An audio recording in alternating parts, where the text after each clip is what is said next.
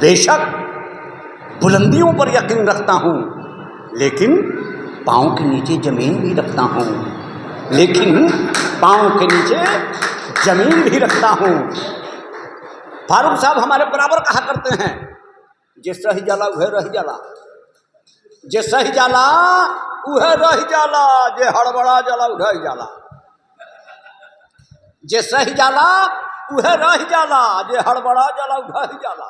लेकिन जे उगता के उम्मीद ना छोड़ेला, वही की जिंदगी में कबू न कबू रह जाला, कबू न कबू रह जाला, कबू न कबू रह जाला। धन्यवाद। मंच पे विराजमान मेरे गुरुजन और साथी और सामने बैठे मेरे जितने भी प्रिय बड़े बुजुर्ग, सबको मेरा नमस्कार।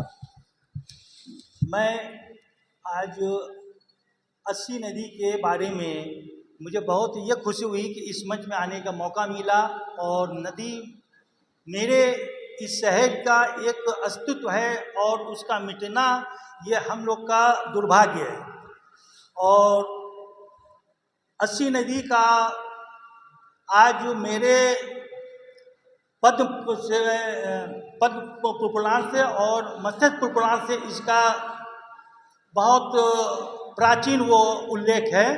और इस नदी का उत्तर में होना और वरुणा का दक्षिण में होना, नहीं, दक्षिण में इसका होना और उत्तर में वरुणा का होना, ये हमारे सौभाग्य की बात है, और गंगा उसकी हार है। तो हम लोग इस नदी के बारे में अपने मन से एक विचार लाएं और इसका उत्थान कराएं।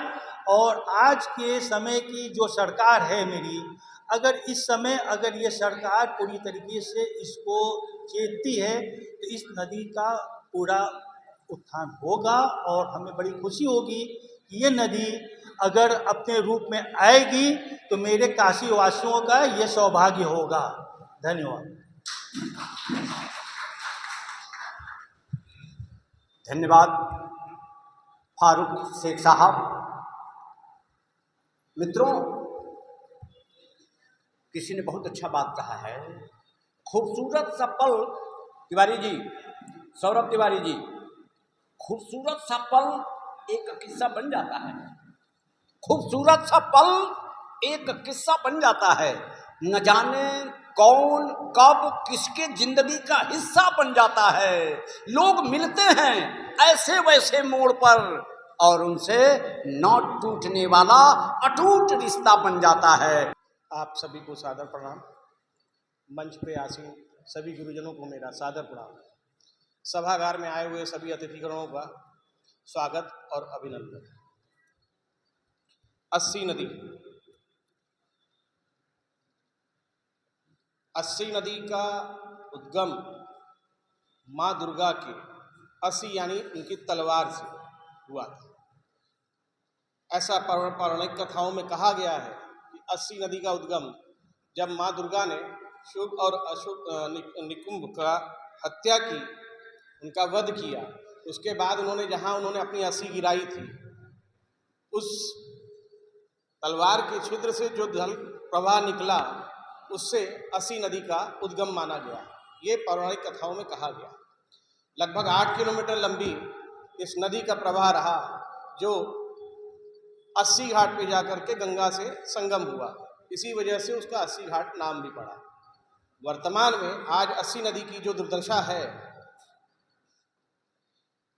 उसके कारण समाज के लोग भी हैं, हमारी सरकार भी है, प्रदेश सरकार भी है। अस्सी नदी को आज अस्सी नाला कहा जा रहा है। इसकी वजह क्या है? सोचने का विषय ये होना चाहिए। इसमें हम और आप कितने दोषी हैं, इसको भी समझना चाहिए। आज अगर वो नदी नाले के रूप में पहचान बना रही है, तो क्या वाराणसी के लोगों को इस बात की थोड़ी सी भी तकलीफ है? यदि तकलीफ है तो सभी लोगों को इसके पुनर्स्थापना के लिए, पुनरुत्थान के लिए सबको एक ही आवाज़ में, एक साथ, एक मंच से जरूर बोलना चाहिए और सरकार तक ये बात अपनी पहुंचानी चाहिए। क्योंकि ये काम हम आप तो अपनी आवाज़ में कर सकते हैं, लेकिन हमारी जो प्रदेश की सरकार है, हमारी जो केंद्र की सरकार है, वही ये काम करवा सकती है। इसी के साथ मैं अपने शब्दों को विराम देता हूँ। धन्यवाद। नमः पार्वती पते हर हर महा